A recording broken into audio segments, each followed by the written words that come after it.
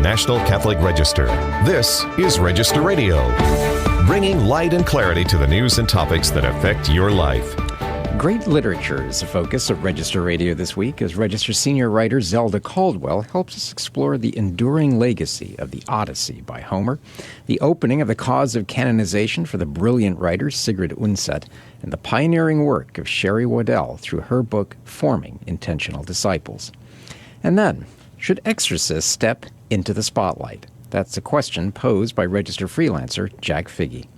Hello, I'm Matthew Bunson, Vice President, Editorial Director of EWTN News and host of Register Radio, joined as always by my co-host Shannon Mullen, Editor-in-Chief of the National Catholic Register. How are you? Very good, Matthew.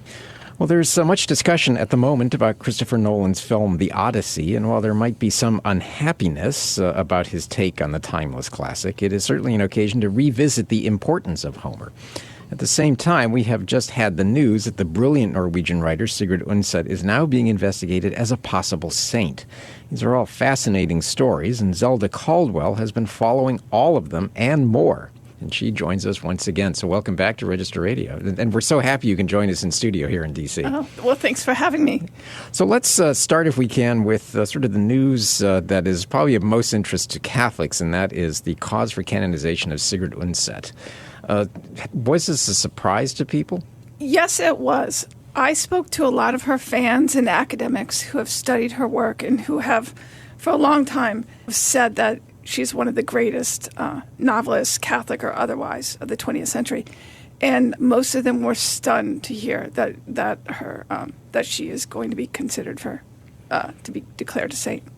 But what is it about her that raises the questions about her sanctity? Because obviously this has been joyfully received by so many people, certainly people who have read her great works. Mm-hmm. Well, when the Bishop of Oslo announced that the cause was opening, he said it was her personal life. She was dedicated to helping the poor. She was pro-life. She fought the Nazis. She was just a very holy person, strived for holiness in her own life. But also her writing. She introduced a lot of people to Christianity in a place where, in the 20th century, it wasn't that welcome or accepted. Yeah, Zelda, I learned so much from your piece. It's so interesting. Really, it's been in the past maybe 10 years or so where Sigrid Undset's Christian Lavensdatter, this multi-volume work that she's probably most famous for, has really caught on here in the United States among Catholic book clubs. And as you point out in the story, that it was really a very good new translation, maybe about 20 years ago, that introduced her to an American audience. So let's just talk about that book a little bit. What do we need to know about Christian Lavensdatter, and why is it so popular? First of all, it's an intimidating book because it's over 1,100 pages long. Right. It's in 3 volumes. But people who are huge fans, come to think of the heroine, Kristen, as a dearly beloved friend because they follow her story from childhood until the end of her life. And all the twists and turns. And there are a lot of twists and turns because she's was a rebellious young woman who decided she didn't want to marry the man her Christian parents wanted her to marry, and she went off and she ended up pregnant and unmarried, and it was really one thing after another, where she was very headstrong and independent, and without giving too much away, she comes to redemption. She comes to see her own sin, and with grace, she learns to rely on God and not herself. Yeah, I just love the idea of that Catholic book clubs are now obsessed with a novel about 14th century Norway. I mean, but that's part of the genius of great literature, isn't it? Right. And a couple of the academics I talked to said it's really important that this novel about sin was set in 14th century Norway, because otherwise it wouldn't be believable to readers. They'd say, like, in the modern times, who talks about, sin and suffering from sin? So, but it's completely believable in this 14th century setting for modern readers. Yeah. And the other interesting dynamic is that there are some really interesting parallels with the heroine of that novel and the real life of Sigrid Undset. Yeah. How so? That's right. Well, I mean, she was not, when she started this book and wrote it, she was not actually a Catholic. She's a convert to the faith. And in her own personal life, she ended up living with a man, an artist, who was married to somebody else. And she eventually, they got married, not in the church, but and then that marriage fell apart, and their marriage was dissolved. And then she eventually, as a Catholic, she was a Dominican tertiary. She dedicated her life to the church and to living a life of holiness. Yeah, you make a really important point in your piece, and that is, like the works of fellow 20th century Catholic authors Graham Greene, Evelyn Waugh, and Walker Percy, these novels, and you list quite a few of them, explore the inability of modern secularism to satisfy the deepest longings of the human heart while affirming the enduring truth of Christianity. There's certain eternal truths that we're talking about. Let's go to talking about something that is virtually eternal and enduring, the Odyssey. By Homer, of course, that you recently did an interview on that great work. Mm-hmm. Yes, everybody's talking about the Odyssey, and which is kind of an odd thing, because if you go on X, if you go on anywhere on social media, people are saying, "What is it? What does it mean? What does this represent? Why was Odysseus wanting to come home so badly? And what is the deeper meaning of this?" And so I thought, why not ask professors at somewhere where they teach this work? And Providence College in Providence, Rhode Island, the Catholic Dominican school, they have a humanities program where they teach the Odyssey or the Iliad by Homer every year, and they emphasize this is just these questions, even though it's pre-Christian, are important for a Catholic education because they lead you to think seriously about the meaning of life and why we're here and how to live a life worth living. The movie is really getting a lot of attention. In fact, somebody had pitched me a story recently, and I was trying to explain a little bit about the Register's audience, and I think it's a little bit older. It's very Catholic. And we should assume that they haven't read the full Odyssey, right? So you've got to kind of have that idea. So some of them, many people are kind of fixated on some of Christopher Nolan's reinterpretations of this story, but there are these more enduring themes that get discussed. What did you learn from yourself about that from talking to this professor, Zelda? I thought it was interesting that he related that learning about the Odyssey is an important way of getting the students, many, they learn this their freshman year, to start thinking more seriously about their own lives, about, they're away from home, they're setting out on their own Odyssey, and it's time to, what they do matters, what they say matters, what they read matters. And I thought that was really interesting. Yeah, you asked the professor about, at this point, are you primarily plumbing it for truths about the human condition, or do you see it as a launching pad for discussing Christian conceptions of virtue, sacrifice, and morality? And part of the answer that he gives, he says, I teach the Odyssey first as a story that does indeed show us truths about the human condition, but one should never stop there. And he says, how, for example, should we understand the great battle with the suitors waged by Odysseus and his son at the end of the Odyssey in light of Christ's Sermon on the Mount? I mean, these are great works that raise a lot of questions, aren't they? They are. And it really made me want to see how the movie handled it. Yeah, mixed reviews, I know. It's doing pretty well. But we also want to make sure that we also touch on something else that you covered recently, talking about literature, and that is Sherry Waddell's great work and her enduring legacy, we've used that word several times already, in terms of forming intentional disciples. So, and you had a great profile on that. Oh, thank you very much. Yes, I love talking to her. I first heard about her on Catholic radio. I remember I used to listen to Father John Ricardo, Christ is the Answer, all the time. And she came to his parish in Plymouth, Michigan, and completely turned it over. I mean, it was like a great parish, lots of families, but everyone became what she would call an intentional disciple, somebody who prayed, somebody who was there intentionally, not just because their parents were Catholic and this is what you do, but made like being a Christian, being a Catholic was what formed them every day, how they went about their lives. And anyway, so talking to her, I talked to her about how she got started, her own background, and her influence. That was another thing. I got to talk to bishop and priests and people who have been influenced by her. And so many people said that she is, maybe more than any lay person, had like the most profound influence on the church today.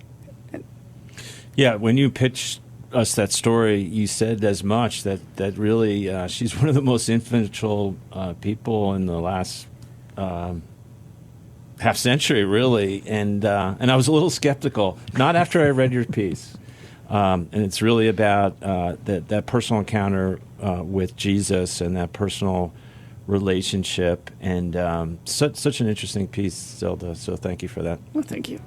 Yeah, well, Zelda's piece you can find at ncregister.com. The Odyssey, what the classic reminds us about our true home. Sigrid Undset's surprising epilogue and why her writing opens up the whole world of Christendom to modern readers. And Forming Intentional Disciples, the book that changed Catholic ministry. Thank you both for the contributions, but also for just being so prolific. Oh, well, thank you. Really appreciate it. Thanks. Get back to work. Get back to work. Zelda Caldwell. Well, you're listening to Register Radio here on EWTN Radio. Next up, Shannon Mullen and I talk about celebrity exorcists. Stay tuned to Register Radio.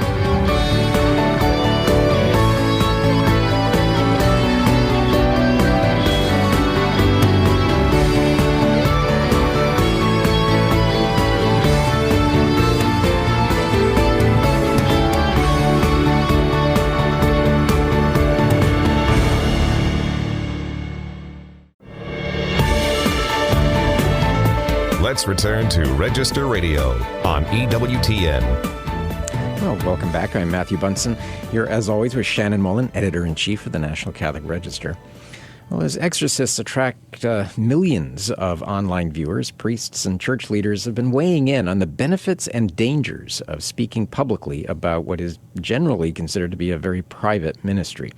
There was the recent media uproar of the decision by Cardinal Robert McElroy, the Archbishop of Washington, to dismiss Monsignor Stephen Rossetti from his post as the Archdiocesan exorcist. Well, the move came after the popular exorcist had made public comments linking supposedly UFOs to demons. Cardinal McElroy said that his decision, in fact, was based on Rossetti's rather high media profile. So what does that mean for exorcists? And as this article that we're talking about right now with Jack Figge, should exorcists step into that spotlight? Jack Figge is a freelance writer for the Register, and we're always happy to have him. Jack, welcome back. Yeah, it's great to be with you, Matthew and Shannon. Thanks for having me on. So you make the point that exorcists do attract a lot of online viewers, but it comes at a certain risk, doesn't it? Yeah, it does. If you look at all of there's so many videos out there that Matt Fradd has done, that even secular influencers like Tucker Carlson, Sean Ryan, they bring on these exorcists, and their videos just get millions and millions of views. People love them, and it is a great touch point with the church and the secular audience. But at what risk? Because you have these people are fascinated by demonology. They're fascinated by exorcists. They're fascinated by the demonic. And so, but then what's the final message that they're walking away with is the real question. And that's the question that a lot of these exorcists I talked with raised is, are audiences receiving more about the power of demons, or are they hearing the message that Jesus Christ is the Savior of the world and that his love and mercy triumphs all evil? Yeah, Jack, your piece sort of reflects my own inner turmoil over this issue. Part of me is with Cardinal McElroy, and feeling as if that our exorcists are sort of like CIA operatives. You know, the lower the profile they can keep, the better, because they're in such a dangerous and important line of work. But on the other hand, I've listened to some of these podcasts that you're mentioning and really gained a lot of spiritual edification from them. So as to the answer to the question that the piece poses, should they be so public about what they're doing or not? How would you answer that? You make a great point about it, that exorcists, a lot of them do keep a very low profile. There's very few that have a public profile. Just as a reporter's tidbit, like, it took me forever to try and track down an exorcist that is willing to speak to me and speak on the record about this, and even more so to just find one that isn't one of the super popular, because dioceses keep them so well hidden and they're never listed on any website. You have to go through different priests or whatnot to find them, or to go through the diocese. And I think the best answer that I heard, I believe, was from Father Glenn Sudano. He was one of the founders of the CFRs and also was as a former exorcist for the Archdiocese of Newark for 20 years. And he made the point that it's really a call within a call almost, that kind of every exorcist is that an exorcist that speaks publicly, he really does discern it and prays about whether or not I should be speaking publicly about my ministry. And if they have that call, then they often will take that step out and be more in a public life. Because the other dangers, yes, there's so many spiritual dangers about having a temptation of pride and just being a public figure, but you also have your name out there, and so tons of people will find your contact information and contact you about, oh, is this problem that I'm experiencing, is that demonic influence? And so it's also just for their own privacy. And so I think it really is another vocation. But then there's a former exorcist in a Midwest diocese that I interviewed. He also made the point of, it's not just a discernment. It can't just be a discernment of the exorcist as an individual. The bishop also needs to give his final permission, because an exorcist operates with the authority of the bishop.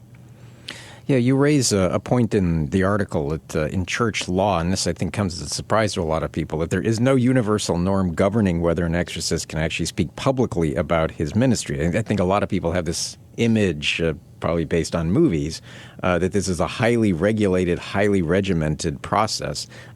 It is and it isn't. Would that be fair to say? I think that's a perfect way. There in the Code of Canon Law, there's really only 2 or 3 canons that govern kind of the way that an exorcist should act in public and what kind of defining his role. So it's very loosely defined in the Code of Canon Law.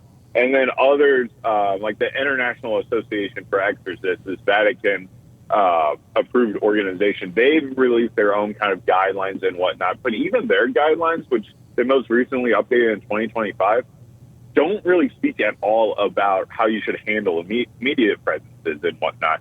Instead, they just say an exorcist needs to be prudent. He needs to be virtuous, which I think you should want all exorcists and good holy priests to be those virtuous, prudent men. Yeah, and the podcast that some of these exorcists have appeared on, the format is, again, it's a double-edged sword. It really gives them the space to explain their ministry, the fact that it's Christ who's the center of it, and the prime and the actor, really. But on the other hand, some of these podcasts are like 3 hours long. So, they stray into all sorts of other topics, right? So the temptation to kind of veer off script is very great. One thing, Jack, that was persuasive to me that you raised in your piece was that there's already a lot of satanic stuff that's out there in public, on podcasts, online.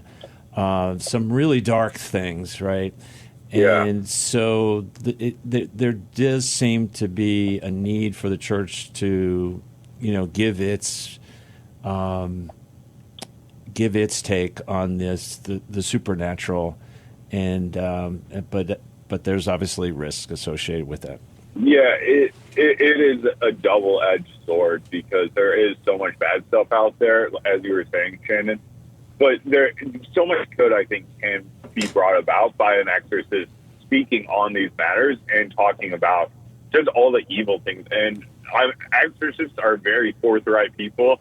They're very serious individuals, and so they have this very good. They do a very good job and have this great ability of calling out different problems in the world and just being very upfront about it and not beating around the bush. Yeah, and I think that's an important point that both of you are making. The risk that exists of does this draw people into the occult in a way that sensationalizes it or it makes it more interesting, which means that it can be a trap. I know that's something that a lot of exorcists have talked to you about, right, Jack? Yeah.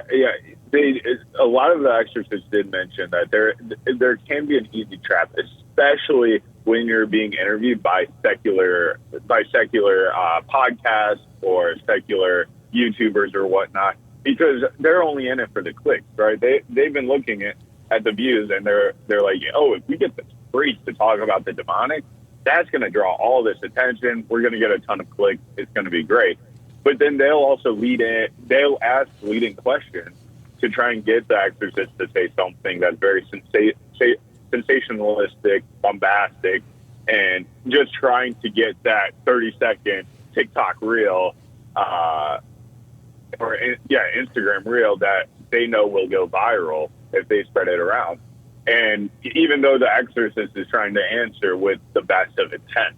Yeah, Jack, we appreciated your hard work on this piece. This had a long gestation period, and as you said, some of the sources were not easy to track down. But it's also an important kind of a milestone piece because you have another one that's coming out soon, which is talking about a big change in your life, reaching a crossroads, and how the work you've done for us and other publications in Catholic media as a writer has really led you in a certain direction. Could you share a little bit about what that piece is about? Yeah. So next week will be my last week for a little while, for at least a year. News writing, as I'm about ready to begin the propedeutic year of seminary for the Archdiocese of St. Louis. And as I was kind of praying and reflecting on the past 3-4 years of news writing, I was really just drawn into thinking about all the relationships that I've formed, both with editors, with different priests that I've met along the way, but more so just with the laity that I've met along the journey. And the story that came to mind most noticeably was of Brother Andreas Cafe, which I did for the National Catholic Register about a year ago. And it's this great story about this cafe. And Mike and Terry Fitzgerald, their son Patrick, has severe autism. He struggled to find work, and with the help of their pastor, Father Donnelly, they opened a cafe in the basement of their church, and it's just expanded and grown like rapid fire. But they've also just brought in so many families and formed this vibrant community. And just seeing their joy and the dedication of Father Donnelly and the way that he interacted with them, and really just got this parish to come together and just build a great company off of very human relationships. It was very inspiring to me, just one of those inspiring encounters that I've had with the priest that really kind of had me asking the question of, wow, maybe there's something more out there for me than just being a reporter or going into working in another avenue of the church, and maybe the Lord is inviting me to pursue something deeper. And then there was another piece. I wrote like right when I began my time with the Register about my youth group and how 4 guys went into seminary. And it was just funny. I forgot that I'd written that story, and I was going through my archives, and I was like, oh my gosh, now I'm kind of part of that story. And it's just beautiful to reflect on the friendships that I have with those men and the priests that I met at that youth group, and just remember how much they inspired me back in high school, and how like those seeds planted, like the Lord used them and kind of nurtured and foster them through this great career that I've had, this very fun and awesome work. And that's all just kind of been planted in my heart, and he's just inviting me to go deeper with them. Yeah. Well, Jack, do know that you are in our prayers as you begin this remarkable journey. Thank you so much, Matthew. I appreciate it. Well, Jack Figge, good luck and God's blessing to you. Well, that's it for Register Radio this week. Remember, for more news, analysis, and commentary, check out the National Catholic Register online at ncregister.com. Thanks so much for joining us. Until next week, on behalf of our producer, Michael McCall, and Shannon Mullen, I'm Matthew Bunson. Please take care, and God bless.